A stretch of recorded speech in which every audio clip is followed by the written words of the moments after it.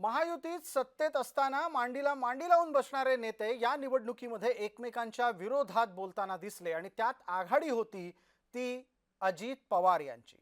अजित पवार यांनी थेट भारतीय जनता पार्टीवर निशाणा साधला, म्हणून देवेंद्र फडणवीस हे अजित पवारांवर नाराज आहेत। त्यांनी आपली नाराजी अनेकदा सार्वजनिकरित्या बोलून दाखवली आहे।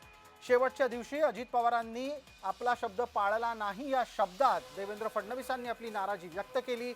आपण स्वतः मात्र शब्द पाळणारे नेते आहोत असं फडणवीस म्हणाले। या निमित्तानं आपण दोन प्रतिक्रिया पाहणार आहोत। एका बाजूला आपल्याला अजित पवार दिसतील, दुसऱ्या बाजूला देवेंद्र फडणवीस। या दोघांमध्ये कसे शब्दबाण चालले ते आता आपण दाखवतोय।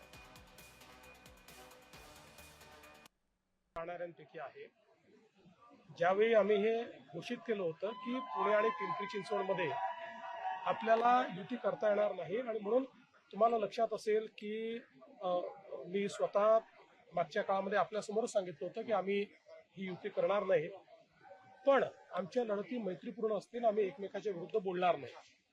आणि ते शेवटपर्यंत पाहिलं, दादांनी ते पाहिलं नाही। माननीय सीएम साहेब स्वतः बोललेले आहेत की आमची महायुती अभेद्य आहे।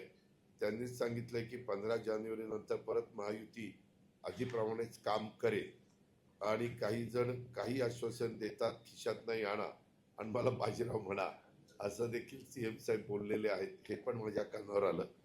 ते असं म्हणाले ते परत झालं असं मला वाटतं, कारण गेली 9 वर्ष त्यांच्याकडं म्हणजे ज्यांच्याकडे महानगरपालिकेची तिजोरी होती ती त्यांनी पूर्ण खाली केली होती, त्यात एकही आणा नाहीये हे त्यांनी मान्य केले। असे असताना आम्ही मोफत बस, मेट्रो ही आश्वासन कशी पूर्ण करणार असा त्यांचा प्रश्न आहे, पण त्यांनीच उत्तर दिले